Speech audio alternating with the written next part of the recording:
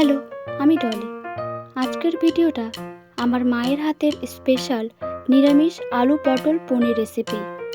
অল্প উপকরণে অল্প সময়ে দারুণ স্বাদের এই রান্না একবার ট্রাই করলেই বুঝবে মায়ের হাতের জাদু ঠিক কেমন। পটল, আলু আর পনির আগে থেকেই হালকা ভেজে নিয়েছে।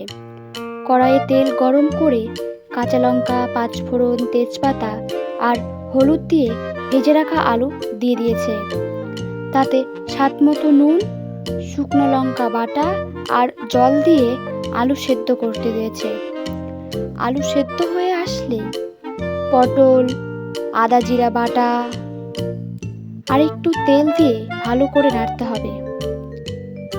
তারপর পনির দিয়ে ভালো করে কষাতে হবে যতক্ষণ না পর্যন্ত তেল ছেড়ে আসছে।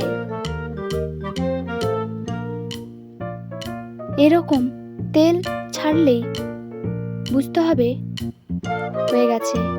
তারপর পরিমাণ মতো জল দিয়ে শেষে এলাচ, দারচিনি বাটা আর স্বাদ